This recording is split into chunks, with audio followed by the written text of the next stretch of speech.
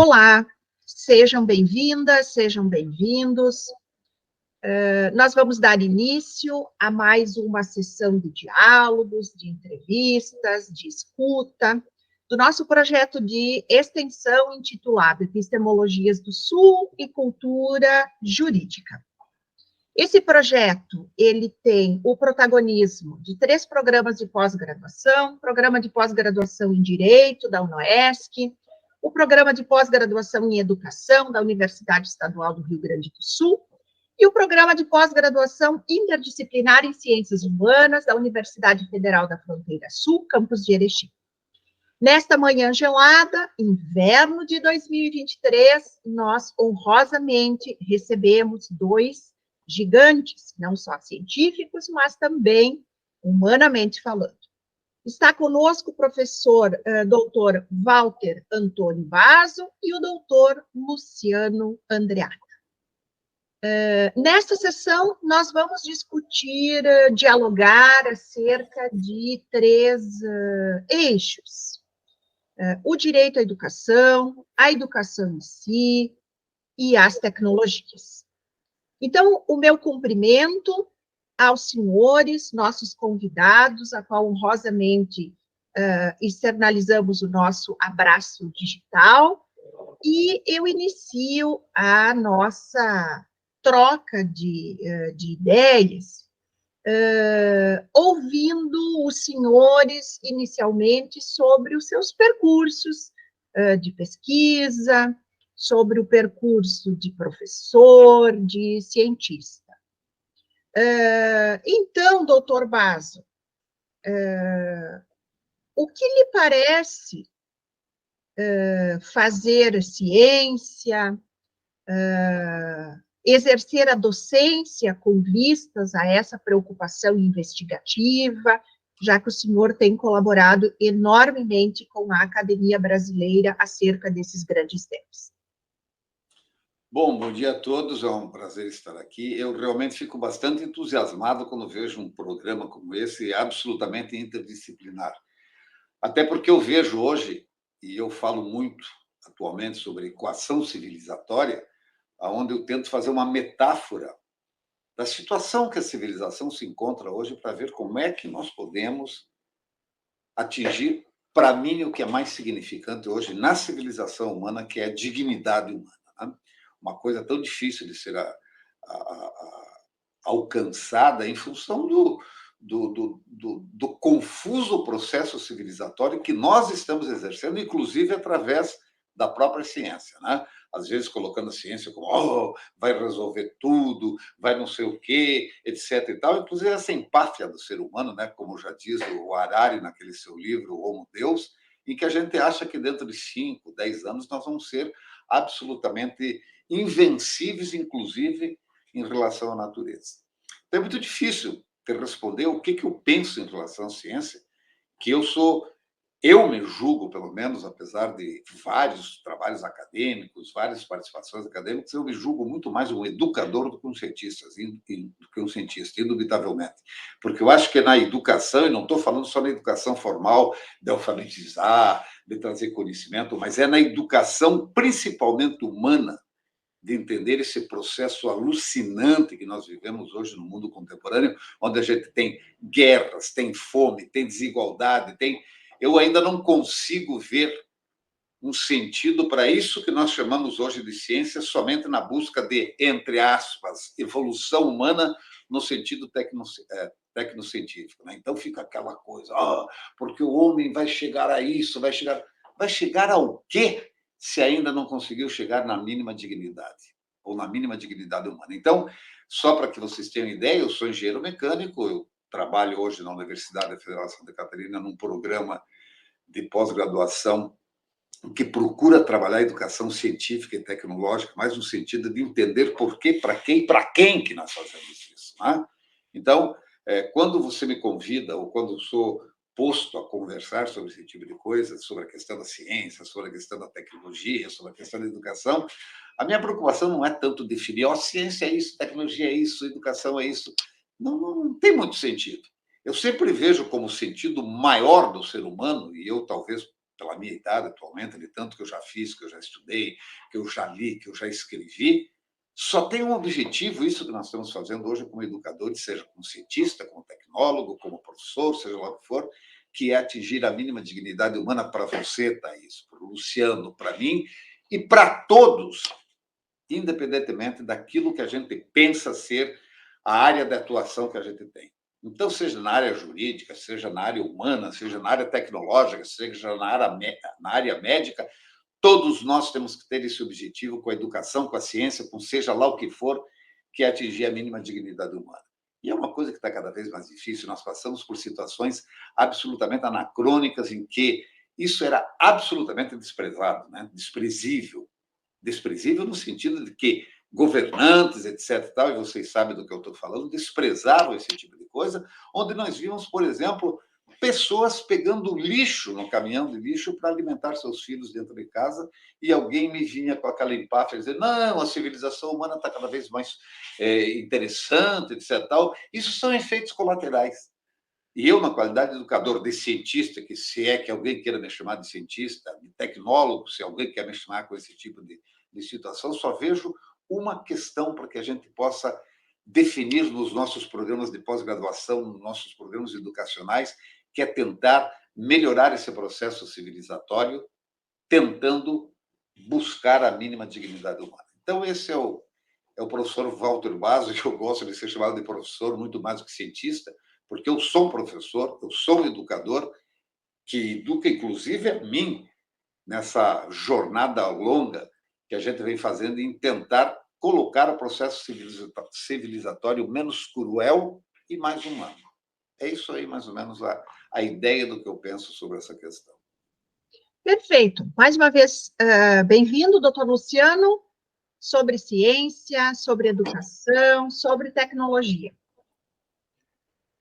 Em primeiro lugar, agradecer ao convite, né, a professora Thaís, de estar participando junto aqui. Quando a gente conversou sobre esse projeto, a primeira pessoa que me veio à mente, à cabeça, foi o professor Basso, né, porque a gente já tem uma colaboração grande aí nessa área, né? Na verdade, o Basso foi uma das pessoas que inspirou, inclusive, o meu rumo na pós-graduação de mestrado e doutorado, como engenheiro também. Eu sou engenheiro civil e licenciado em matemática, e fiz vamos dizer assim, a opção pela educação na pós-graduação, tanto em nível de mestrado quanto doutorado, de fazer essa inflexão, né, do engenheiro, professor de matemática, para a preocupação com a sala de aula, com a educação como um processo amplo e transformador, né? Eu acho que esse é o grande mote, assim, da nossa percepção sobre a educação. A gente entende que a educação na perspectiva de Paulo Freire, por exemplo, né, que é um brasileiro que nos orgulha muito no mundo inteiro pelo que ele escreveu e pelo que ele representa para a educação, mas pessoas como Basso, como eu, são pessoas que identificam na educação uma possibilidade de transformação, né? E aí que entra toda essa questão que o professor Basso traz, né, que a gente tem estudado, inclusive, e contribuído nessa temática que ele traz, que é a questão das variáveis contemporâneas, da equação civilizatória, que é um tema que ele traz com muita propriedade e que exige uma reflexão muito grande. Ele está estudando a questão das big techs, né, dessas grandes corporações tecnológicas de dados, né, e essa busca frenética que as corporações estão pelas informações, pelos dados, pelo compartilhamento de dados, etc., né? Então, essa é, Basso, viu, uma possível variável contemporânea a ser estudada aí nesse contexto, né?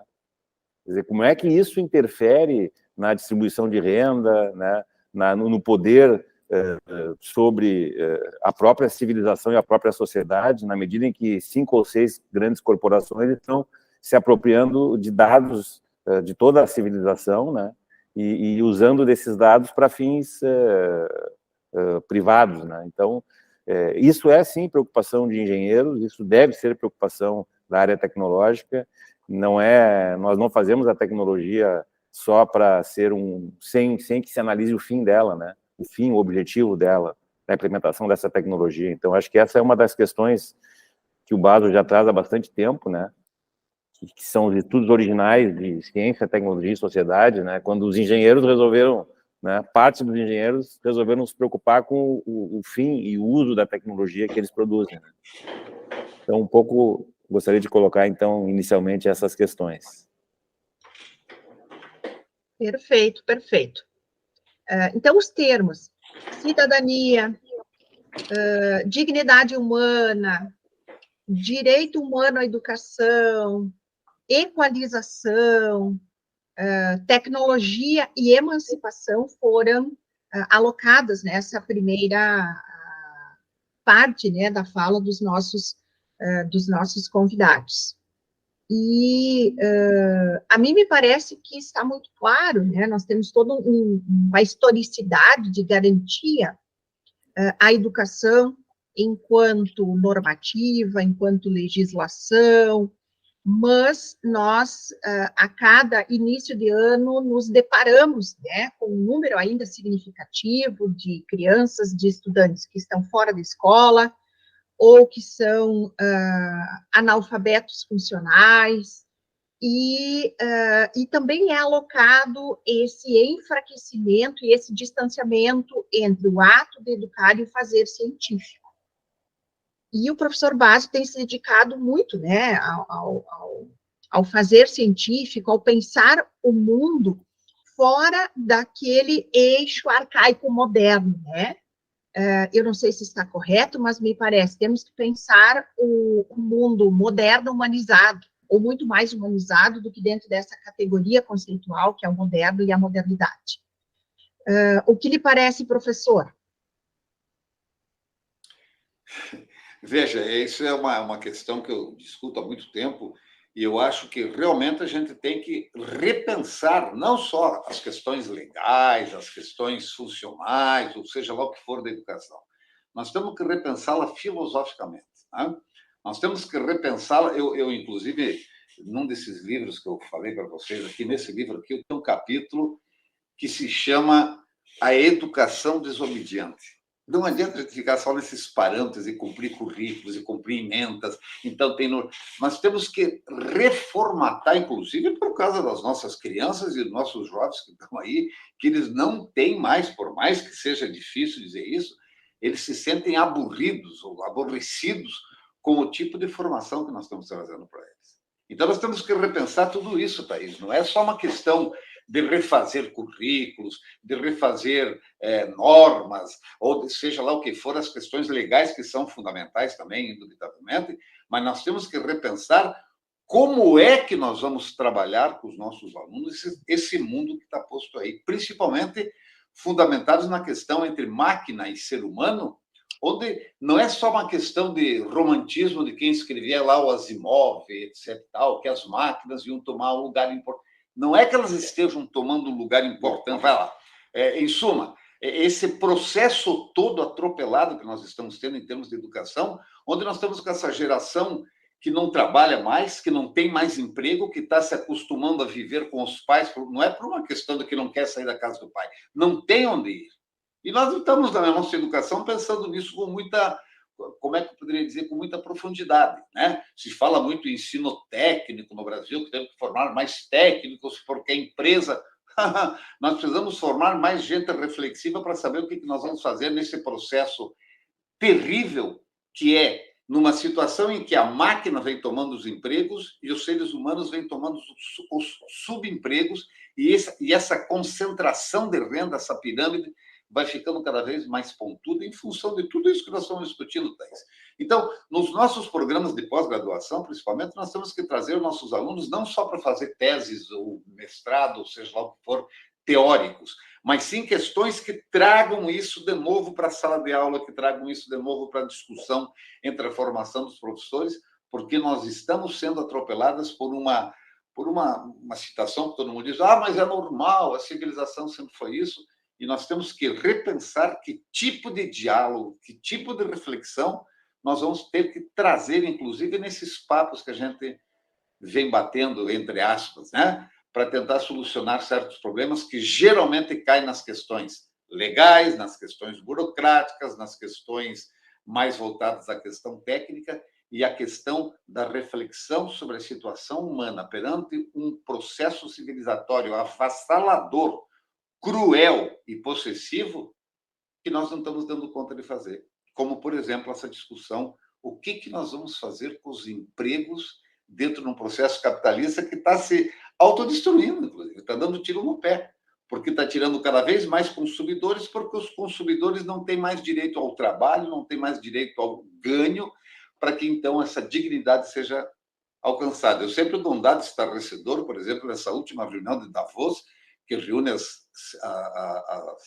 as nações mais ricas do mundo, chegou-se à conclusão que 8 pessoas físicas, eu estou falando de 8 pessoas físicas, dominam praticamente 50% da riqueza do mundo. Isso é um processo civilizatório que pode dar certo? Então, são essas questões, Thaís, que obrigatoriamente nós vamos ter que pensar com urgência, sem tanto nhenhenhen de ficar, porque aqui a parte teórica de não sei o que, isso que é importante, é fundamental, nós temos que nos basear exatamente nesse conhecimento construído numa civilização que vem de tanto tempo, mas nós precisamos ser um pouco mais dinâmicos para trazer realmente esses resultados que façam com que essa desigualdade, com que essa crueldade no processo civilizatório seja diminuída. Esse é o meu objetivo hoje como educador, como cientista, como tecnólogo, como engenheiro, seja lá o que for. Só tem uma saída para a civilização humana. Nossa, que dramático. Ou a gente atinge essa mínima dignidade humana para todos, ou nós vamos viver sempre nesse toca aqui, toca ali, para ver de que forma. E além de que, Thaís, só para encerrando essa participação, nós não estamos pensando também na questão climática, que é fulcral para a civilização daqui para frente. Então, tudo isso tem que entrar nesse cadinho, nessa mistura toda, que, inclusive, o programa de vocês tem mais ou menos essa sensibilidade, a questão jurídica, a questão humana, a questão educacional. Não adianta, ninguém mais está fora desse processo, porque eu vejo muitas vezes engenheiro, que nós estávamos comentando agora, e eu sou engenheiro, o André é engenheiro. Nós temos que trazer esse pessoal a mostrar para eles que engenharia não é só o técnico pelo técnico. Ou nós repensamos essa civilização dentro de estudos mais aprofundados e dentro de uma prática dentro das salas de aula para essa nossa juventude que está completamente perdida e pedindo, por favor, nos ajudem nisso, ou então nós vamos ter uma situação bastante complicada daqui para frente. Professor, a sua fala me fez lembrar uma afirmação que, por vezes, eu tenho repetido em sala de aula, em orientações, né, na prática docente, que problemas complexos não merecem respostas simples. E a educação, não raro, por conta até da cobrança social e ou governamental, busca-se respostas simples para problemas complexos. E quando o senhor falava em educação tecnológica, nós, né, falando agora enquanto universidades públicas, toda vez que nos deparamos com uma nova crise, nos é alocado, bom, temos que tecnologizar o ensino, temos que abrir novos cursos técnicos, tecnólogos, mas sempre com aquela engrenagem, né, da educação como tarefa unívoca para o mundo do trabalho. Como é que o senhor vê? Eu tenho, não sou uma expertise, mas eu tenho refletido muito sobre isso, né? A escola básica, o ensino médio, o pós-médio, a universidade e, quiçá, os cursos de pós-graduação 100% alocados, assim, ao mundo laboral, ao mundo do trabalho, né? Como bem nos escreveu e categorizou o doutor Antunes, da USP, né? Que é um dos maiores nomes, assim, me parece, quando pensamos em mundo do trabalho. Como é que o senhor tem visto, assim, nessa sua trajetória? Educação, formação tecnológica e mundo do trabalho. Aliás, é o que eu venho fazendo, ou tentando fazer, desde a década de 90, mais ou menos, e que foi que me abriu essa questão da equação civilizatória, da relação ciência, tecnologia e sociedade, porque, geralmente, a universidade, isso me assusta um pouco, só pensa em formação de mão de obra, quando a universidade era um local para que você exercesse a possibilidade de criar conhecimento, de avançar civilizatoriamente no mundo contemporâneo, e isso parece que ficou para trás. O pessoal hoje só está preocupado com vamos fazer nossos cursos funcionais para o mundo do trabalho, entre aspas. O mundo do trabalho empresarial, mas não o mundo do trabalho como um todo, onde muitas pessoas pensam que o trabalho só significa produzir, produzir, produzir. E aí eu volto com aquela minha pergunta: por quê, para quê e para quem? Então, são essas questões, Thaís, que a gente tem que trazer para as nossas reflexões, inclusive na qualidade de educadores, demonstrar que o trabalho, porque muita gente diz o seguinte: tem as escolas técnicas e tem as escolas, assim como quem diz, quem forma ali em pedagogia, em sociologia, naquelas áreas que, inclusive, um governo anterior procurou tirar essas disciplinas da formação dos nossos jovens, porque são puras besteiras. Imagina se as pessoas precisam pensar, as pessoas precisam ser preparadas para ir para o tal do mundo do trabalho, onde o empresário ou o poder hegemônico possa exercer a sua influência, e dizer, olha, como estão dando empregos, etc. Tal. E, Thaís, é bem aquilo que você disse, a complexidade do problema não requer essas soluções fáceis. Nós temos que entender como é que nós vamos fazer uma redistribuição, não no trabalho, mas na vida das pessoas, que implica em trabalhos que podem, inclusive, ser aqueles que não parecem trabalho para o poder hegemônico. Então, é muito complicado toda essa situação. E nós que trabalhamos na parte técnica, eu, Luciano, e que temos conversado muito sobre isso, a gente vê que, além dessa questão prática da engenharia, ou seja, lá do mundo tecnológico, precisa existir, sem sombra de dúvidas e com urgência, a questão reflexiva, para que nós saibamos onde é que nós estamos levando essa nossa civilização. Fica todo mundo fascinado. Esses dias até eu escrevi um artigo para uma revista lá de Pernambuco, o fetiche da tecnologia. Fica todo mundo, tecnologia, o que é? Por quê, para quê e para quem? De repente, fico com essa pergunta o tempo inteiro. Então, o que eu acho, Thaís, é que nós não temos só que pensar na questão da tal de educação, entre aspas, para o trabalho. Nós precisamos pensar na educação para a vida, na educação para uma civilização que tem que, inclusive, repensar esse trabalho que é simplesmente explorador, onde pessoas exercem um poder para usufruir cada vez mais desse lucro e outros vão ficando cada vez mais abandonados ao longo do caminho, com aquela coisa do vire-se, se puder. Você não é competente por uma questão de vagabundagem, você não é um bom profissional, entre aspas, porque você não pega junto. Não é uma verdade. É tudo uma questão de um processo elaborado de forma equivocada para que uns aqui se deem bem em termos de usufruir dos lucros, do dinheiro, da fortuna, etc. Tal, e outros vão ficar a vida inteira simplesmente trabalhando para subsistir, quando conseguem subsistir. E aí vem aquela minha proposta fundamental, para mim, pelo menos, que é qualquer coisa que seja feita hoje na ciência, na tecnologia, na educação, seja lá o que for, é para atingir a mínima dignidade humana que 60% da população mundial não tem. Então, é por aí que eu vejo a coisa. Claro que as pessoas olham para mim e dizem, que utopia! Ótimo! Eu plagiando Galeano, né, o maior autor sul-americano que a gente teve nos últimos 50 anos, né? Ele dizia, a utopia é boa porque ela te faz caminhar. E nós vamos continuar caminhando desde que a gente queira alcançar essa utopia, que, para mim, é a mínima dignidade humana. E, doutor Luciano, vocês congregam, né, programas de pós-graduação na área das engenharias, que eu acho que em algum momento cria um estranhamento, essas condutas epistemológicas, reflexivas, metodológicas, por conta de que se vê a engenharia, por vezes, até como uma ciência um tanto obtusa, né? Como é que coordenar um programa de engenharia tendo esse objetivo grandioso que é humanizar o mundo pela tecnologia, humanizar o mundo pelas engenharias? Porque é um desafio, né? Me parece que é também uma espécie de rompimento de paradigmas, né? Você ser um engenheiro que privilegia na sua formação, não só básica, mas uma constância, leituras interdisciplinares, né? Os grandes nomes, pensadores da ciência, da filosofia, e esse diálogo, assim, que me parece muito profícuo para a ciência do século XX e XXI. Então, como é estar num programa que pensa engenharia, tecnologia, com esse processo humanizador, humanizatório,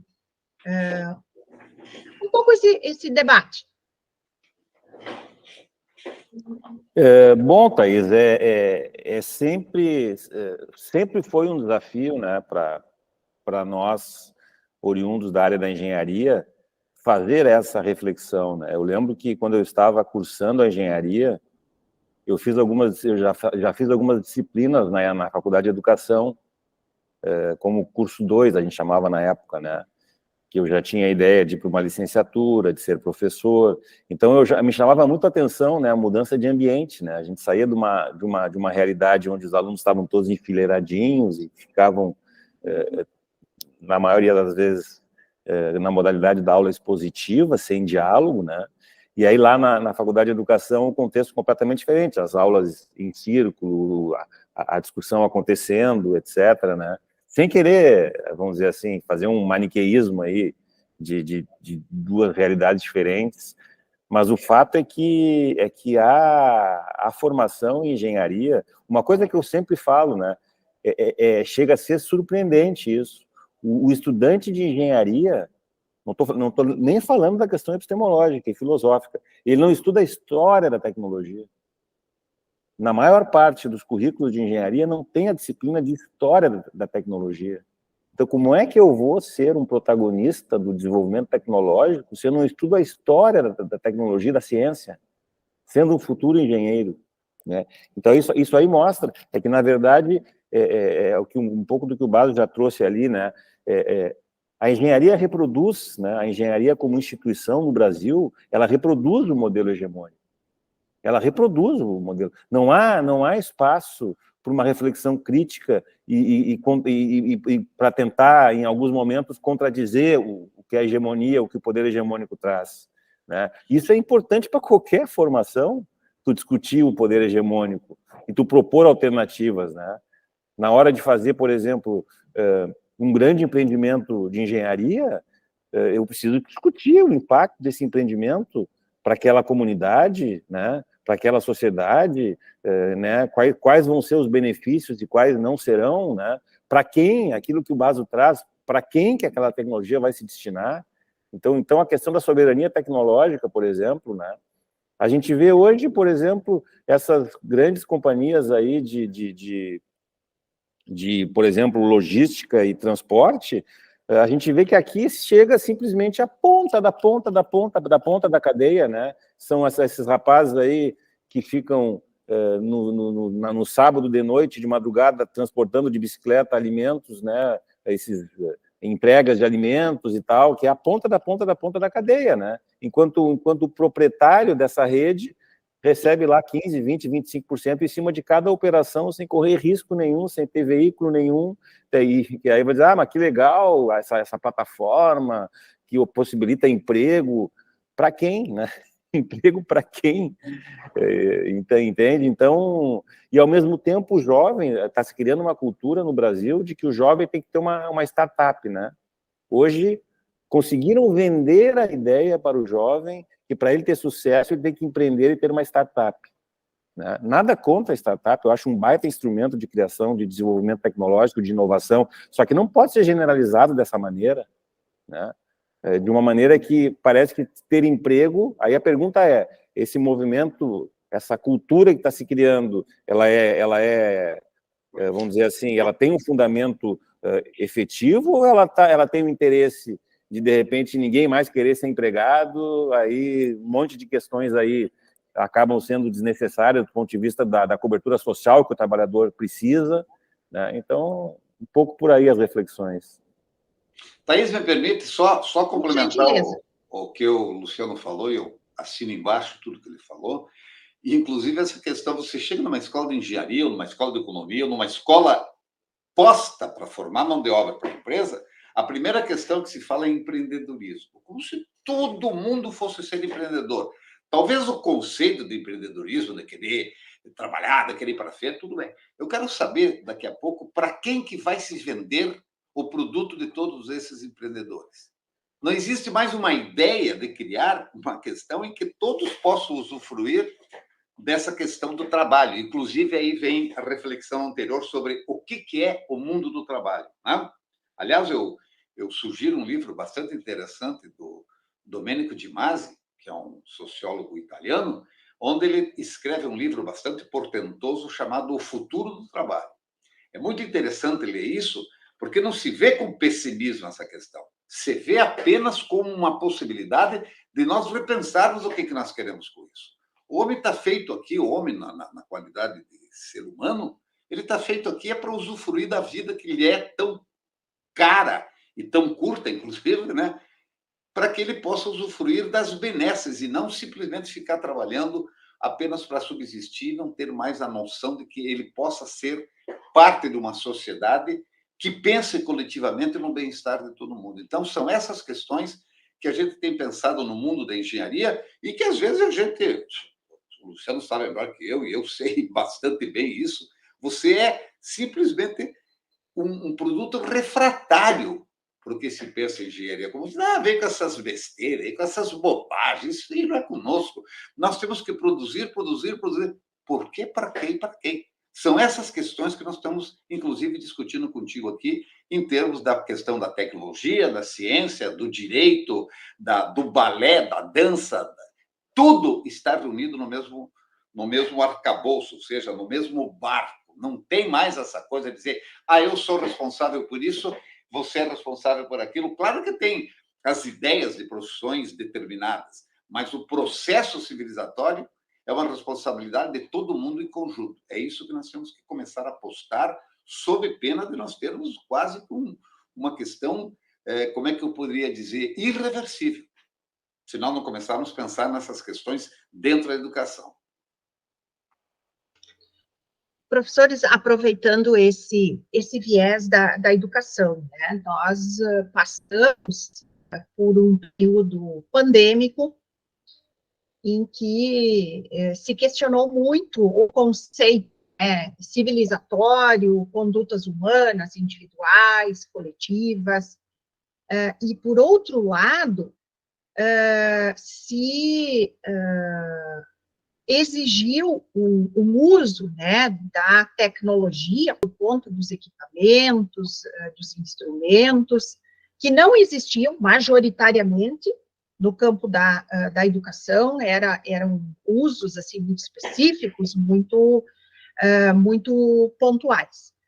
E eu tenho lido e ouvido assim, de alguns pesquisadores de que a tecnologia veio para ficar na educação. E eu tenho por mim que grande parte das escolas brasileiras, ela nem entrou ainda. Então, me parece muito, muito aligeirada essa afirmação. E eu compartilho, assim, esse questionamento que eu tenho feito, né? A tecnologia veio para ficar, na escola básica, principalmente. Sendo que parte dos educadores que estão hoje nas escolas públicas, comunitárias, formais e informais, não tiveram esse elemento na sua formação. Eu sou um exemplo disso. A tecnologia nasceu depois de mim, e na minha formação básica, lá na licenciatura, ela apareceu de uma forma, assim, muito tímida, e o meu acesso à tecnologia foi por meio de livros, né? Como é que vocês têm pensado isso, assim, tecnologia, educação, como comentamos anteriormente, né, a nossa gravação, nós já somos distinguidos, né, universidades, esse professor é analógico, esse professor é digital, nós temos colegas que, nossa, são quase produtos tecnológicos ambulantes, né, eu às vezes já me sinto ultrapassado, esse é o termo correto, por não dominar, assim, todo esse cabedal de tecnologias que se utiliza em algumas áreas, e me parece que a engenharia dá um destaque para isso, né? Utilizar muita técnica, muito recurso, muito tudo. Como é que o senhor vê, professor, doutor Bas?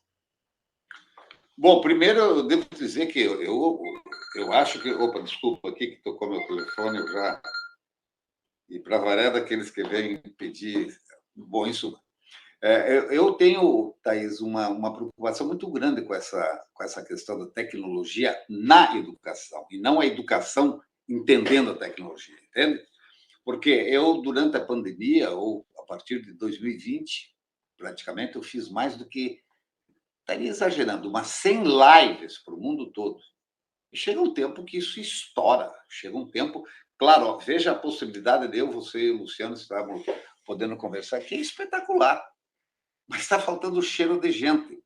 Está faltando aquela coisa de estar refletindo com os teus alunos, de estar... Eu acho que você tem que usar o máximo possível de tecnologia, desde que ela seja um instrumento de auxílio à possibilidade educacional reflexiva que você tem de trabalhar com teus alunos, com teus colegas, com teus professores, seja lá o que for. Ela não pode se tornar o objetivo maior.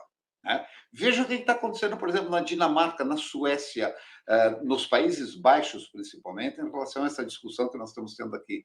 Está sendo banido da sala de aula o telefone celular, por exemplo. Não é mais, não use, não sei o quê. Não.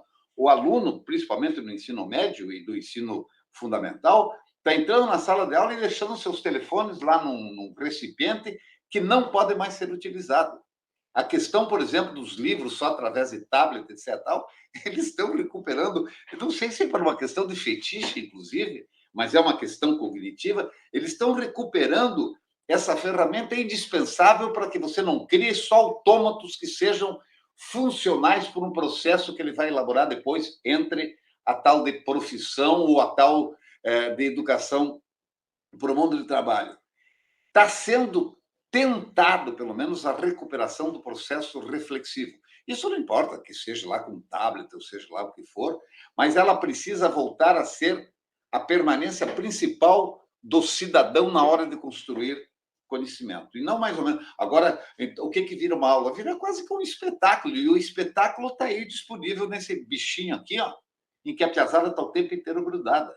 E é difícil você tirar esse vício que está prejudicando a gurizada. Os pais mesmo dizem o seguinte: não, deixa, você não se preocupa. A gente não tem ideia do perigo que isso aqui se transformou. Então, são essas questões, Thaís, que têm que ser voltadas a pensar, porque o professor chega lá com aquele quadro eletrônico agora e acha que é o suprassumo da inteligência artificial, entre aspas, para que os nossos alunos construam conhecimento. Que vã ideia que ele tem sobre isso. O que é construir conhecimento? Construir conhecimento é pôr o cérebro a estar funcionando o tempo inteiro na coletividade, discutindo, dialogando, colocando argumentos, etc. E é isso que começa a faltar nessa escola, que todo mundo vê que, oh, meu Deus, agora a gurizada entra na sala de aula, fica tudo com o seu tablet. Que maravilha! E o processo educacional nisso tudo? E o processo reflexivo? E o processo de entender a ser gente? E o processo de ter autonomia sobre ser uma pessoa e não simplesmente mais ficar o tempo inteiro recebendo informações datilografadas telegráficas, em que as pessoas não passam mais a raciocinar, a refletir e a criar o seu próprio conhecimento. Então, eu vejo como um processo muito preocupante isso. E, ao mesmo tempo, eu também utilizo desse tipo de ferramenta. Estamos nós aqui, conversando, uma em Erechim, outra em Porto Alegre, outra aqui em Florianópolis, e que é um processo que, como era a régua de cálculo, como era a calculadora, como era o giz e o quadro negro, é uma ferramenta mais modernizada. Mas nós precisamos saber entender como trabalhar disso, não colocando, por exemplo, toda a responsabilidade em cima. Agora você entra numa sala de aula, está lá o professor sem fazer mais nada, e a gurizada tudo na frente do computador, como se aquilo ali fosse o suprassumo do conhecimento, entre aspas, produzido através do computador. Então, tudo isso tem que ter cuidado, Thaís, porque em todos esses instrumentos tecnológicos tem os algoritmos matemáticos que dirigem o seu funcionamento. Consequentemente, nesses algoritmos matemáticos estão os valores das pessoas que fazem esses algoritmos matemáticos. Ou esses algoritmos matemáticos nascem por milagre. Não. São pessoas muito bem fundamentadas que estão ali produzindo isso aí, que às vezes faz com que as pessoas, inclusive, se comportem como gado. E esse tipo de cuidado nós temos que ter, né? Veja que coisa mais contraditória, que os grandes precursores de todos esses equipamentos, etc., lá no Vale do Silício, saiu um artigo científico, inclusive, esses tempos aí, uns 10 anos atrás, mostrando que todos os pais que trabalhavam com esses equipamentos, tablets, telefones celulares, etc., tal, nas escolas em que eles colocaram seus filhos, eles queriam que proibisse a utilização desses equipamentos na hora de educar os seus filhos. Porque daí os seus filhos vão ser educados com reflexão, com critérios críticos, etc., e o pessoal que está lá na frente exclusivamente no equipamento eletrônico está recebendo informações que são cada vez mais intensas e cada vez mais superficiais, né? É claro, isso aí teria que ver com muito mais cuidado, mas eu estou dando uma opinião daquilo que eu venho fazendo, por exemplo, na sala de aula hoje em dia. Todas as minhas aulas, inclusive, são apenas diálogos, reflexão, etc, etc. Não tem mais essa coisa de ficar passando muita matéria no quadro, etc, tal, em função de que a piazada precisa voltar a principalmente uma coisa, Thaís, que nós estamos... A leitura. Ninguém mais lê. Ninguém mais lê nada, inclusive os professores. E isso acaba com o processo reflexivo, acaba com o processo crítico, porque se eu leio um autor, eu estou constantemente trabalhando com esse autor as questões que estão envolvidas naquela obra que ele me proporcionou que eu possa ler. E ninguém mais lê hoje em dia. É raro você ver Se você manda um aluno, manda um processo meio ditatorial, né? Mas se você pede para um aluno ler um trecho de um livro de, sei lá, 10 páginas que seja, mas nem sonhe com isso. Ninguém mais vai deixar de chegar aqui no Google e procurar a informação que lhe é proposta através de uma coisa rápida, etc, etc. Então, são esses cuidados, Thaís. Não estou dizendo para virar ludista, não. Ficar quebrando tudo que é equipamento eletrônico porque a gente acha que isso é dispensável. Não, absolutamente não. Mas nós precisamos ter um critério muito aprofundado de como fazer esse tipo de utilização. Doutor Luciano? Eu penso que o professor Basso aí trouxe bastantes elementos, né, em relação a essa questão da tecnologia, né? Quer dizer, a gente observa que os grandes clássicos, né, as grandes literaturas do mundo, né, elas permanecem atuais, né? Os grandes filósofos, né? Pega lá Kafka, pega o próprio, agora mais recente, né, o Harari, que é um autor recente, o próprio George Orwell, né, que escreveu 1984, A Revolução dos Bichos. Quer dizer, existem reflexões de 100, 200 anos atrás até, que permanecem vivas até hoje, né? Quer dizer, isso mostra que a importância da leitura e da reflexão, né, em relação a essa dominação ou essa indução que a gente tem pelo uso da tecnologia. A gente observa nós aqui, pessoalmente, né, como a gente fica quando a gente está envolvido com o smartphone, né, o quanto isso nos toma tempo, né, e agora com as redes sociais, as pessoas que produzem conteúdo para botar em Instagram, em Facebook, isso demanda tempo, e são conteúdos, são informações que são colocadas numa plataforma que tem um interesse comercial, entende? O uso que se faz daquilo é um uso comercial, da distribuição daquele conteúdo, né? Então, eu penso que a gente não vai, obviamente, ser contra esse instrumento, até porque nós estamos aqui utilizando uma plataforma, né, de internet, de conferência, para estar dialogando em locais diferentes, né? Isso é muito bom, isso é muito positivo. Agora, a sala de aula ela não mudou praticamente nada, mesmo com todos esses avanços tecnológicos, né? Se a gente for olhar o quanto evoluiu a microeletrônica, o acesso à informação através da informática, da computação, foi um avanço exponencial. Mas a sala de aula e a maneira como se a gente lida com o conhecimento e com a informação a ser trabalhada com os alunos ela se dá ainda da mesma maneira, né? A gente vê, eu estou aqui numa sala de aula, aqui, ó, no século XXI, né, era da informação, do conhecimento, mas a sala de aula continua do mesmo jeito, né? O professor entra, né? Eu sempre digo, tem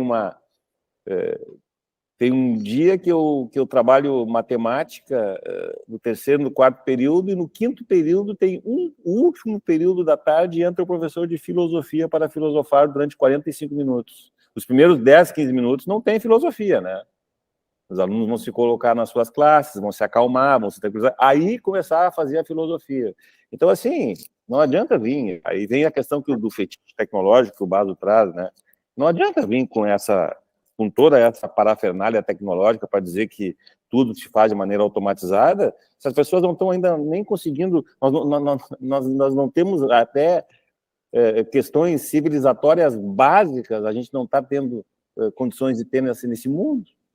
A questão da vacina foi questionada, as pessoas morrendo por uma pandemia, e pessoas no mundo inteiro com uma orientação ideológica não se vacinavam, porque achavam que, quer dizer, consensos científicos já consolidados no mundo inteiro, as pessoas achando que a Terra não é redonda, não teve gente que achava que a Terra era plana. Quando que nós imaginávamos que esse tipo de discussão nós íamos voltar a ter? Então, os velhos temas bateram a nossa porta, né? Eu também fui surpreendida em alguns momentos, assim, com convites, né? Vamos falar sobre tema tal, a função social do Estado. Aí eu lembrei de algumas disciplinas que eu tive lá na graduação, né? A qual fomos levados a ler bons autores, né? E aí você fica pensando, novamente, alguns temas batem a nossa porta, né? Por conta desse processo civilizatório, como bem nos disse o professor Baso, mal desenvolvido, sem inclusão, ou, por vezes, um construto conceitual de civilização e civilitude que ele não é inclusivo, né? Que ele não é inclusivo.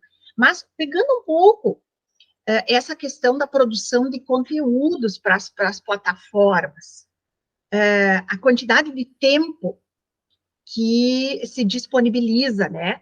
E, por outro lado, a liquidez da dissolução desses conteúdos. Daqui a pouco o conteúdo, ele vale por 2 horas, daqui 2 horas.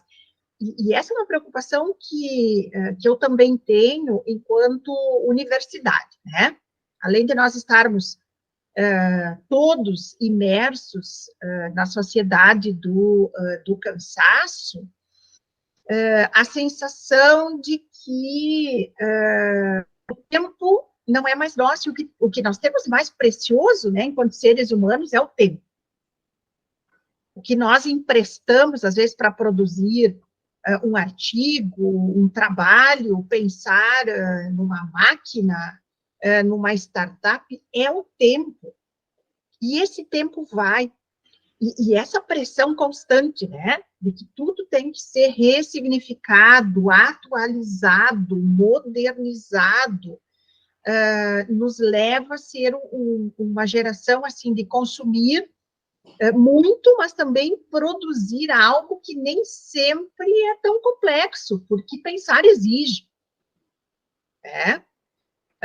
Demanda tempo, a pesquisa demanda tempo, reflexão, e isso, né, que os 2 convidados muito bem nos alertam. Pensar entre pares, né, retomar alguns preceitos de que a ciência, antes de mais nada, ela precisa de evidências. E essas evidências, de uma forma reflexivizada, ela faz com que, ao final e ao cabo, nossas conclusões se tornem em algo que possam ser utilizados por anos, por décadas, por séculos, né? Como o professor Luciano falou. A ciência me parece que é um pouco isso, né?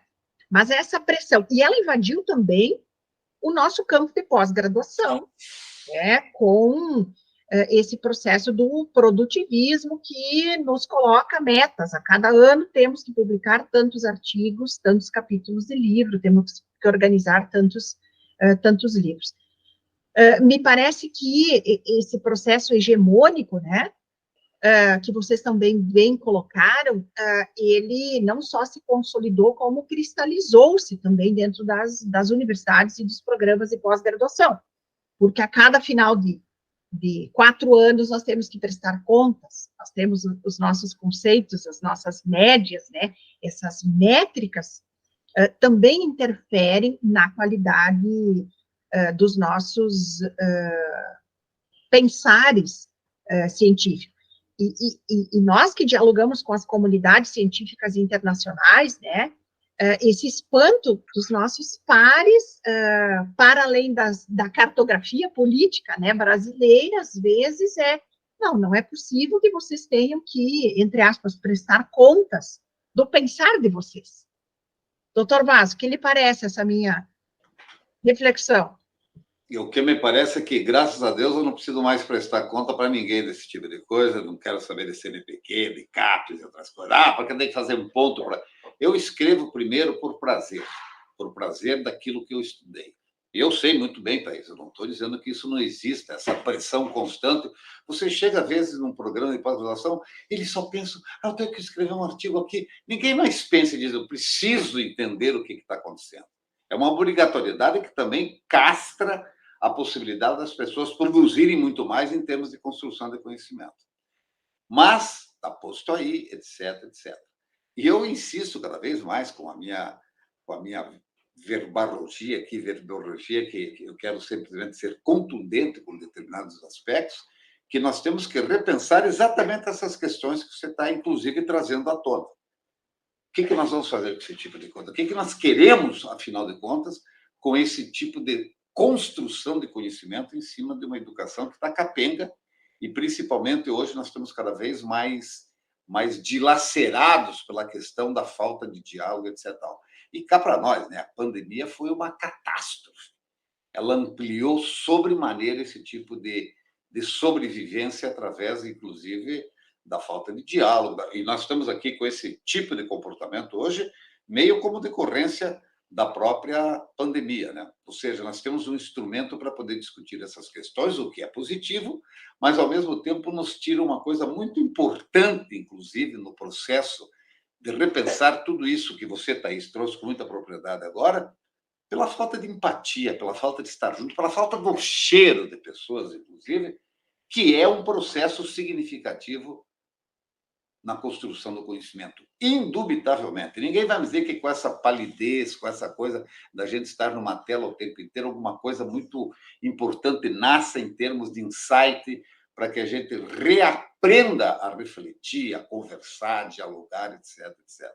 Então, eu não sei, Thaís, o que tem que dizer. Eu te confesso que eu venho trabalhando com isso há muito tempo. Tenho tido, por exemplo, momentos em que eu dá vontade de dizer, deu para a bolinha, não adianta ficar fazendo isso aí, porque o processo é esse, o sistema é muito forte, o sistema é muito convicto do que é, e principalmente o poder hegemônico. Ele sabe, ou você acha, por exemplo, que o CNPq, a CAPES, quando fica te enchendo de formulários para você fabricar, ter, produzir, não sei o que, seja lá o que for, não é uma coisa deliberada, para que a gente possa pensar cada vez mais. Ela vem com a teoria da conspiração. Não é verdade, eu sinto isso. Eu nunca tive nada do CNPq, nem da CAPES, nada, absolutamente nada.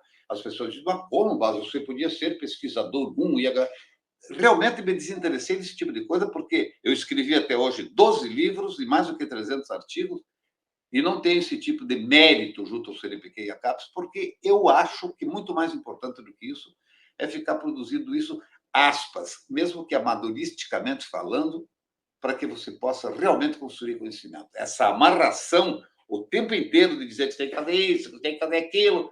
Quanto tempo dá, por exemplo, para a gente poder fazer, inclusive, um diálogo como esse de 1 hora que nós estamos propondo, se você tem outras observações a serem feitas que não produzem absolutamente nada em termos de conhecimento? Porque você faria isso mesmo para a tua formação, sem os critérios impostos, por exemplo, por CNPq, CAPES, etc. Eu sei disso porque, às vezes, para você conseguir um financiamento de R$ 2.000 para comprar, seja lá o que for, para dar conta de um projeto que você tem. Eu tenho, por exemplo, o grupo do NEPET, junto com o professor Teixeira, com o professor Islã, desde 1998. Nós nunca recebemos um centavo para reunir mais 40 doutores. Através do quê? Através da vontade de escrever, de produzir, etc. Tal, mas sem depender tanto dessas questões burocráticas que realmente nos cerceiam. Agora, como você disse, Thaís, se não cair nesse jogo, você fica uma figura, aspas, rasteiras em termos de produção dentro de qualquer grupo, porque você não tem condições de apresentar números e não qualidade. Então, são essas questões todas que me preocupam e que, às vezes, eu falo esporadicamente, de forma bastante atabalhoada, mas eu acho que esses critérios burocráticos fazem com que a gente produza muito menos do que poderia produzir. Muito bem.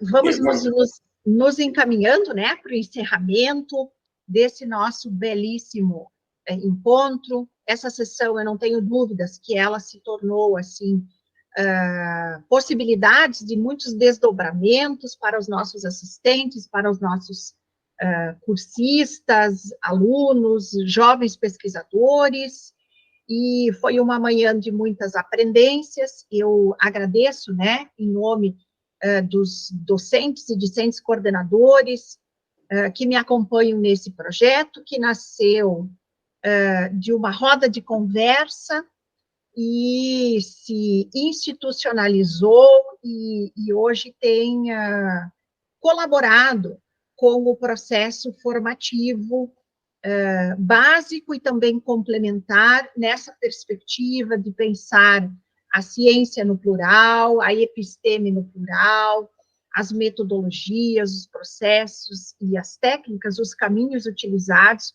por quem se dispõe a pensar a educação, a ciência, o conhecimento no Brasil. Então, eu me despeço agradecendo a disponibilidade dos senhores e até a próxima oportunidade. Muito obrigado e até breve, até a nova sessão deste programa de extensão denominado Epistemologias do Sul e Cultura Jurídica. Muito obrigada.